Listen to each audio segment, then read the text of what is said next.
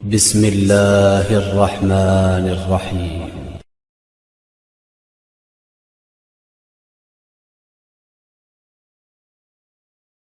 27واں پارہ شروع ہوا۔ 27واں پارہ اس کے شروع میں اس بات کا بیان ہے کہ حضرت ابراہیم علیہ السلام کے پاس آنے والے اجنبی انسان نہیں تھے، بلکہ وہ بشری شکل میں فرشتے تھے۔ تو ابراہیم علیہ السلام نے ان سے پوچھا کہ آپ کا مشن کیا ہے؟ انہوں نے کہا کہ ہم مجرموں کو ایک قوم کی طرف بھیجے گئے ہیں تاکہ ان پر مٹی سے پکے ہوئے پتھر برسائیں جو آپ کے رب کے نزدیک حد سے تجاوز کرنے والے ہیں، ان کے لیے نشان زدہ ہیں۔ سائنسی دنیا گائیڈ اور میزائل کی جس تکنیک تک بہت دیر میں پہنچی نا، قرآن نے اس کے تصور کا بہت پہلے ہی ذکر کر دیا ہے۔ سائنس آج پہنچی، قرآن نے 1400 سال پہلے ہی ذکر کر دیا۔ پھر انہوں نے یہ بھی کہا کہ ہم اہل ایمان کو صحیح سلامت اس بستی سے باہر نکال دیں گے۔ اس میں مسلمانوں کا ایک ہی گھر ہے، یعنی حضرت لوط علیہ السلام۔ اس کے بعد فرعون اور موسیٰ علیہ السلام اور فرعونیوں کے سمندر میں غرق ہونے کا ذکر، قوم عاد پر عذاب کا ذکر۔ آیت نمبر 47 میں پھر آسمان کو ہم نے اپنے دست قدرت سے بنایا اور ہم ہر آن اس کی توسیع دینے والے ہیں۔ آج بھی ماہرین فلکیات اور سائنسدان نت نئے کہکشاں کی دریافت کرنے کی بات کرتے ہیں، اور ان کا کہنا ہے کہ ابھی تو لا تعداد کہکشاں ایسی ہیں جو دریافت ہی نہیں ہو سکیں۔ تو قرآن نے بالائی کائنات اور قدرت کے خلائی نظام کی وسعت کو بہت پہلے بیان کر دیا۔ اللہ تبارک و تعالیٰ فرماتا ہے ہم اس کو وسعت دینے والے ہیں، وسعت دینے والے ہیں۔ اللہ فرما رہا ہے وسعت دینے والے۔ تو آج سائنس اس پر سر جوڑ کے جب بیٹھی تو اس کو آج پتہ چلا کہ ابھی تو کہکشائیں دریافت ہی نہیں ہوئی ہیں، بہت زیادہ کہکشائیں دریافت ہونے والی ہیں۔ اور آیت نمبر 56 سے وہ مشہور آیت ہے جس میں رب کائنات نے جنوں اور انسانوں کے مقصد تخلیق کو بیان کیا، یعنی اللہ کی عبادت اور اس کی معرفت حاصل کرنے۔ اس کے بعد سورۃ الطور ہے۔ سورۃ الطور مکی ہے، ترتیب مصحف کے اعتبار سے اس کا 52 نمبر اور ترتیب نزول کے اعتبار سے 75 نمبر ہے۔ اس سورت کا نام اس سورت کی پہلی آیت والطور کی وجہ سے اس کا ماخوذ ہے۔ اس آیت میں اللہ تبارک و تعالیٰ کے اٹل عذاب کا ذکر، جب اس کا فیصلہ ہو جاتا ہے تو اسے کوئی ٹالنے والی طاقت ٹال ہی نہیں سکتی۔ اس دن آسمان تھر تھرا رہے ہوں گے، پہاڑ بہت تیزی سے چل رہے ہوں گے، روئی کی طرح بکھر رہے ہوں گے۔ آیت نمبر 21 سے اہل جنت کے لیے اللہ تبارک و تعالیٰ کی جانب سے جو نعمتیں راحتیں تیار ہیں ان کا ذکر ہے۔ پھر یہ بھی کہ اہل ایمان کی اولاد میں سے جو ان کے سچے پیروکار ہوں گے وہ بھی ان سے جا ملیں گے۔ آیت نمبر 33 سے قرآن کو اپنی طرف سے گھڑنے کے الزام کا جواب دیتے ہوئے فرمایا کہ وہ سچے ہیں اور قرآن کی مثل کوئی بات بنا کر لے آئیں اگر سچے ہیں تو۔ آیت نمبر 35 سے قدرت باری تعالیٰ کے منکرین کو مخاطب کر کے فرمایا کہ وہ بغیر کسی سبب کے پیدا کر دیے گئے یا وہ خود ہی اپنے خالق ہیں؟ کیا آسمانوں اور زمینوں کو انہوں نے پیدا کیا؟ کیا تیرے رب کی رحمت کے خزانے ان کے قبضۂ قدرت میں ہیں، یا ان کے پاس کوئی سیڑھی ہے جس پر وہ چڑھ کر بالائی کائنات کی باتیں سن کر آتے ہیں؟ اگر ایسا ہے تو کوئی واضح دلیل لائیں، نہیں ہے تو یہ بک بک کیوں کر رہے ہیں؟ تو یہاں پر یہ فرمایا کہ اگر ایسا ہے تو پھر کوئی دلیل لائیں۔ پھر اس کے بعد سورۃ النجم ہے، یہ سورہ مبارکہ، اس کی پہلی آیت نجم ہے، ترتیب مصحف کے اعتبار سے 53 نمبر، نزول کے اعتبار سے 23 نمبر ہے اس کا۔ مشرکین یہ کہتے تھے کہ سید عالم صلی اللہ علیہ وسلم نے اس قرآن کو از خود بنا لیا، تو اللہ تبارک و تعالیٰ نے فرمایا کہ وہ اپنی خواہش سے کلام نہیں کرتے، وہ صرف وہی بات کہتے ہیں کہ جس کی ان کی طرف وحی ہوتی ہے۔ اس سورہ مبارکہ میں پھر آگے چل کے یہ آیت نمبر 18 میں سید المرسلین صلی اللہ علیہ وآلہ وسلم کی سفر معراج کی اس منزل رفعت کا ذکر ہے جس میں انہیں اللہ تبارک و تعالیٰ کا قرب خاص عطا ہوا، اور اللہ نے اپنے مقدس بندے کی طرف جو چاہا وہی فرمائی نا، وَالنَّجْمِ إِذَا هَوَىٰ مَا ضَلَّ صَاحِبُكُمْ وَمَا غَوَىٰ وَمَا يَنطِقُ عَنِ الْهَوَىٰ إِنْ هُوَ إِلَّا وَحْيٌ يُوحَىٰ عَلَّمَهُ شَدِيدُ الْقُوَىٰ ذُو مِرَّةٍ فَاسْتَوَىٰ وَهُوَ بِالْأُفُقِ الْأَعْلَىٰ ثُمَّ دَنَا فَتَدَلَّىٰ فَكَانَ قَابَ قَوْسَيْنِ أَوْ أَدْنَىٰ فَأَوْحَىٰ إِلَىٰ عَبْدِهِ مَا أَوْحَىٰ مَا كَذَبَ الْفُؤَادُ مَا رَأَىٰ فَتُمَارُونَهُ عَلَىٰ مَا يَرَىٰ وَلَقَدْ رَآهُ نَزْلَةً أُخْرَىٰ عِندَ سِدْرَةِ الْمُنتَهَىٰ عِندَهَا جَنَّةُ الْمَأْوَىٰ إِذْ يَغْشَى السِّدْرَةَ مَا يَغْشَىٰ۔ رسول اللہ صلی اللہ علیہ وسلم نے اپنے قلب اطہر کی پوری حضوری اور یقین کے ساتھ اپنے خالق و مالک کو یہ جلووں کو دیکھتے رہے، تو اللہ تبارک و تعالیٰ نے ریب اور شک میں مبتلا لوگوں کو فرمایا کہ کیا تم اس میں جھگڑتے رہے ہو کہ جو انہوں نے دیکھا، انہوں نے تو نور ازل کی اس جلوے کو بار دیگر دیکھا، وہاں جنت ماوا ہے۔ آپ صلی اللہ علیہ وسلم اپنے خالق کے جلوہ نور کو اس قرار اور انعماق کے ساتھ دیکھ رہے تھے کہ آپ کی نظر نہ کج ہوئی نہ آپ کی نظر بہکی۔ ہے نا، آپ کی نظر نہ ادھر ہوئی نہ ادھر ہوئی، آپ کی نظر ٹکٹکی باندھ کے اللہ اپنے رب کے نور کو دیکھ رہی ہے۔ آیت نمبر 21 سے مشرکین کے باطل دیوی اور دیوتاؤں اور اللہ کے لیے بیٹیاں ثابت کرنے کا رد، اللہ تبارک و تعالیٰ نے فرمایا یہ صرف وہ نام ہیں جو تم نے اور تمہارے باپ دادا نے رکھ لیے ہیں، اللہ تبارک و تعالیٰ نے ان پر کوئی دلیل نازل نہیں فرمائی اور اس کو گمان اور خواہشات نفس کی پیروی قرار دیا۔ آیت نمبر 26 میں شفاعت کا ذکر، اللہ تعالیٰ کی اجازت اور رضا کے بغیر کوئی شفاعت نہیں کر سکتا۔ آیت نمبر 32 سے اللہ تبارک و تعالیٰ نے فرمایا کہ جو لوگ صغیرہ گناہوں کے ماں سوا کبیرہ گناہوں سے بچتے رہتے، انہیں بشارت دی گئی کہ بے شک آپ کا رب وسیع مغفرت فرمائے گا۔ اسی مفہوم کی ایک اور آیت بھی فرمایا کہ نیکیاں گناہ صغیرہ کو مٹا دیتی ہیں۔ مزید فرمایا کہ اللہ تمہیں خوب جانتا ہے، اللہ تمہیں خوب جانتا ہے۔ جب اس نے تم کو مٹی سے پیدا کیا تھا نا، اور جب تم اپنی ماں کے پیٹ میں تھے تو تم اپنی پارسائی کا دعویٰ نہ کرو، اللہ متقین کو خوب جانتا ہے۔ آیت نمبر 38 میں فرمایا کہ کسی کے گناہ کا بوجھ کسی دوسرے پر نہیں ڈالا جائے گا، ہر شخص کو اپنے کیے کا پورا پورا صلہ دیا جائے گا۔ آیت نمبر 42 میں اللہ تبارک و تعالیٰ کی صفات کریمہ قوت حاکمہ کا ذکر فرمایا اور فرمایا کہ آخر کار آپ کے رب کے پاس ہی پہنچنا ہے۔ آخر میں فرمایا کہ اللہ کے لیے سجدہ کرو اور اسی کی عبادت کرو۔ یہ آیت سجدہ تھی، اس پر سجدہ یہ واجب ہو جاتا ہے۔ آیت کا ترجمہ بھی ہو تو تب بھی واجب، آیت کی عربی ہو تو تب بھی واجب، تو یہ سننے والے بھی سجدہ کر لیجئے گا۔ اس کے بعد سورۃ القمر، اس سورہ مبارکہ کا نام قمر ہے۔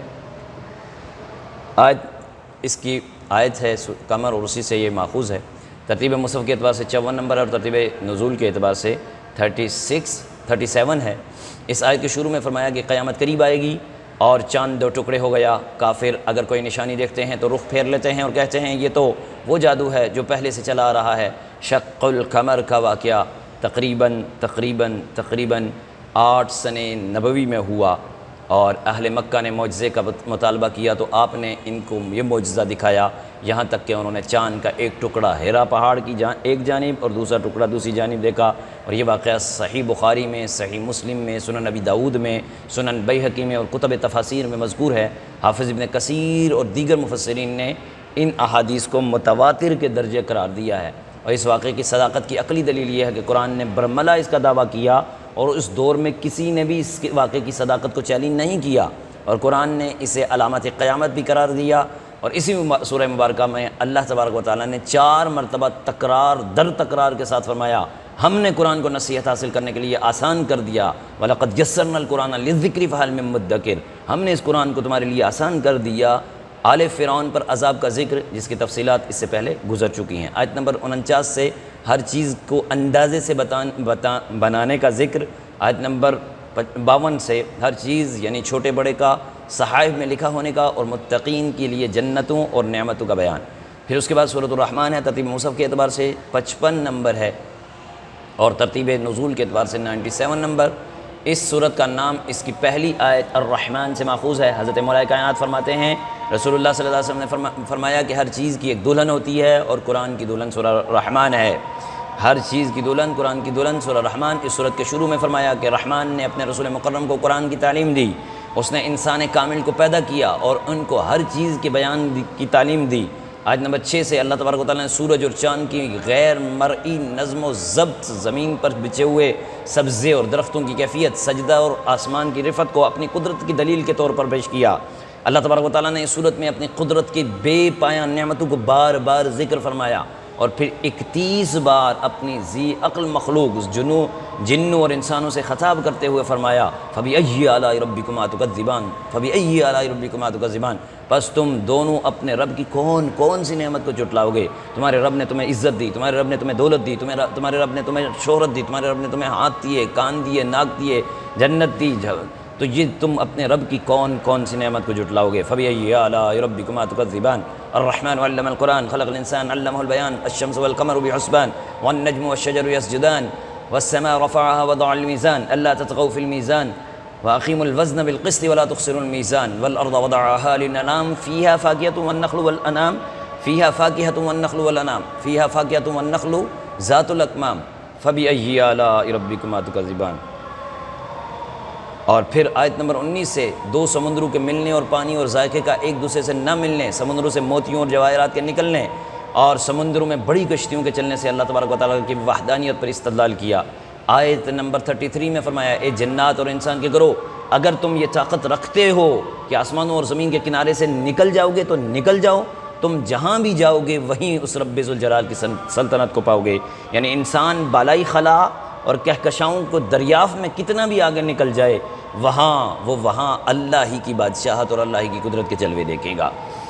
سائنسدان جتنا مرضی ترقی کر جائے، جتنا مرضی آگے بڑھ جائے، اس کرونا ہی نے بتا دیا، جو سائنسدان کہتا تھا ہم بہت کچھ ہو گئے نا، کرونے کا نہ نظر آنے والے جراثیم نے بتا دیا کہ تم کیا ہو تو ہم کیا ہیں، بتا دیا کہ اللہ کی قدرت ہی ہے سب سے بڑھ کر۔ آیت نمبر 46 سے 2 جنتوں کے نعمتوں کا بیان کہ وہاں سرسبز و شاخ ہوں گی، باغات ہوں گے، ان جنتوں میں 2 چشمے بہہ رہے ہوں گے، ہر پھل کی 2 قسمیں ہوں گی۔ اہل جنت اہل مسندوں پر جلوہ افروز یوں بیٹھے ہوں گے جن کی استر نفیس دوبیز ریشم کے ہوں گے، وہاں یاقوت اور مرجان کی طرح باحیا عورتیں ہوں گی۔ پھر فرمایا کہ ان دونوں کے علاوہ 2 جنتیں اور ہوں گی جن میں فوارے بھی کی طرح چھلکتے ہوئے 2 چشمے ہوں گے، اور اسی طرح کی مزید نعمتوں کو بیان کرنے کے بعد پھر فرمایا احسان کا بدلہ احسان ہے، فَبِأَيِّ آلَاءِ رَبِّكُمَا تُكَذِّبَانِ۔ اس کے بعد سورہ واقعہ شروع ہوتی ہے۔ اس سورت کا نام اس کی پہلی آیت کی وجہ سے ہے، ترتیب مصحف کے اعتبار سے 56 نمبر اور ترتیب نزول کے اعتبار سے 46 نمبر ہے اس کا۔ اور اس سورت کی ابتدا میں فرمایا کہ جب قیامت آئے گی تو زمین میں زلزلہ آ جائے گا، پہاڑ ریزہ ریزہ ہو جائیں گے، پھر جو لوگ حساب و کتاب کے لیے پیش ہوں گے ان کی 3 قسمیں ہوں گی، اصحاب المیمہ یعنی اہل سعادت اور خیر والے، دوسرے السابقون المقربون وہ لوگ ہوں گے جو نیکی میں سب پر سبقت لے جانے والے ہوں گے، اور تیسرے اصحاب المشأمہ یہ بد نصیب لوگ اہل جہنم ہوں گے۔ اس کے بعد ایک بار پھر جنت کی پرکشش نعمتوں کا ذکر ہے کہ وہ ایک دوسرے کے بالمقابل تکیوں پر ٹیک لگائے ہوئے زر و جواہر سے مرصع اور تختوں پر بیٹھے ہوں گے، ان پر شراب طہور کے جام گردش کر رہے ہوں گے، یہ ایسی شراب ہوگی کہ عقل پر اثر نہیں انداز نہیں ہوگی، پرکیف ہوگی۔ اس کے بعد اصحاب الیمین کے لیے مزید نعمتوں کا ذکر ہے، پھر اصحاب الشمال یعنی اللہ کے نافرمان لوگ، ان کے لیے عذاب کی مختلف صورتوں کا ذکر ہے۔ ان میں سے ایک یہ ہے کہ ان کی خوراک زقوم تھوڑ کا درخت ہوگی، اور اس درخت کے پھل انتہائی کڑوے ہوں گے، ان کے پیٹ بھریں گے اور اس پر کھولتا ہوا پانی پئیں گے۔ اللہ تبارک و تعالیٰ نے اپنی قدرت کی طرف متوجہ کرتے ہوئے فرمایا، یہ بتاؤ جو کچھ تم کاشت کرتے ہو اس کو در حقیقت تم اگاتے ہو یا ہم اگاتے ہیں؟ اگر ہم چاہیں تو اس سے چورا چورا کر کے رکھ دیں، پھر تم بتاؤ تم بنا سکتے ہو؟ باتیں بتاؤ، باتیں کرتے رہ جاؤ گے، اور ہم پر تو تاوان پڑ گیا، پھر بلکہ ہم تو محروم ہو گئے، یہی کہتے رہو گے آپ۔ پھر اس کے بعد آیت نمبر 77 سے قرآن عظیم کا ذکر ہے کہ یہ لوح محفوظ میں ہے اور اس کتاب کو صرف پاک لوگ ہی چھو سکتے ہیں۔ آیت نمبر 83 سے روح کے نکلتے وقت مرنے والے اور قریب لوگوں کے بے بسی کا ذکر کرتے ہوئے فرمایا، تم اس روح کو لوٹاتے کیوں نہیں اگر تم سچے ہو؟ یعنی اس بات صرف اور صرف اللہ تعالیٰ کی سلطنت کو ہے۔ اس کے بعد سورۃ الحدید ہے، سورہ حدید آیت نمبر 25 میں حدید لوہے کا ذکر ہے، اس لیے اس کا نام بھی حدید رکھا۔ ترتیب مصحف کے اعتبار سے 57، نزول کے اعتبار سے 95۔ اس سورت کی ابتدا میں اللہ تبارک و تعالیٰ نے ایک بار پھر اپنی آیت قدرت کا ذکر فرمایا۔ آیت نمبر 7 میں انفاق فی سبیل اللہ کی ترغیب دی گئی، اور قرآن مجید میں اللہ تبارک و تعالیٰ نے صحابہ کرام کے مابین درجات فضیلت میں مختلف مدارج بیان کیے۔ ایک طبقہ صحابہ وہ تھا جو اعلان نبوت کے فوراً بعد ایمان لائے، پھر ایک سنگ میل وہ ہے کہ مسلمانوں کی تعداد 40 تھی، پھر ایک سنگ میل ہجرت ہے، ہجرت سے پہلے اور بعد میں ایمان لانے والے، پھر ایک سنگ میل غزوہ بدر ہے، اہل بدر کے لیے اللہ تبارک و تعالیٰ نے مغفرت کا اعلان فرمایا۔ ایک سنگ میل صلح حدیبیہ ہے، اللہ تبارک و تعالیٰ نے اس موقع پر موجود تمام صحابہ کرام کو اپنی رضامندی کی سند عطا فرمائی، اور پھر ایک سنگ میل فتح مکہ ہے جس کو اس سورت کی آیت میں بیان کیا۔ آیت نمبر 10 میں ذکر ہوا کہ اللہ تبارک و تعالیٰ نے فرمایا، مسلمانوں تم میں سے کوئی بھی ان کے برابر نہیں ہو سکتا جنہوں نے فتح مکہ سے پہلے اللہ تعالیٰ کی راہ میں خرچ کیا، کافروں سے جہاد کیا، ان سب کا ان مسلمانوں سے بہت بڑا درجہ ہے جنہوں نے فتح مکہ کے بعد اللہ کی راہ میں خرچ کیا اور کافروں سے جہاد کیا۔ مگر اس باہمی فضیلت اور درجہ بندی سے کسی کو یہ حق نہیں پہنچتا کہ کہ کسی صحابی کے مرتبے کو گرائے، اس کی شان میں کوئی نازیبہ کلمہ کہے یا اس کے اخلاص اور ایمان میں کوئی شک کرے، اللہ تعالیٰ نے ان سب اس طرح کے سب فتنوں کا صدِ باب کرتے ہوئے فرمایا وَكُلًّا وَعَدَ اللَّهُ الْحُسْنَى، ان کے لیے اللہ نے تمام صحابہ کے لیے اچھے انجام یعنی جنت کا وعدہ فرما دیا ہے۔ ہر صحابی نبی جنتی اسی آیت کے اس سیکونس میں ہے، اسی آیت کی وجہ سے کہا جاتا ہے۔ آیت نمبر 12 میں فرمایا کہ میدان حشر میں مومنین اور مومنات کی امتیازی شان ہوگی اور ان کا نور ان کے سامنے، ان کے دائیں جانب ذو فشاں ہوگا، انہیں جنت کی بشارت دی جائے گی۔ اگلی آیت میں فرمایا منافق مرد اور عورتیں مومنوں سے کہیں گی تم ہماری طرف دیکھو، ہم بھی تو تمہارے نور سے کچھ روشنی حاصل کر لیں۔ ان سے کہا جائے گا تم اپنے پیچھے لوٹ جاؤ، پھر کوئی نور تلاش کرو۔ پھر ان کے درمیان ایک ایسی دیوار حائل کر دی جائے گی کہ جس میں دروازہ ہوگا، اس کے اندرونی حصے میں رحمت ہوگی اور باہر کی جانب عذاب ہوگا۔ وہ کہیں گے ہم تمہارے ساتھ نہیں تھے، وہ کہیں گے تمہاری منافقت نے تمہیں یہ دن دکھایا۔ جو جنت والے کہیں گے نا تمہاری منافقت نے تمہیں یہ دن دکھایا، منافقت نہ کرتے تو تمہیں یہ دن نہ دیکھنا پڑتا۔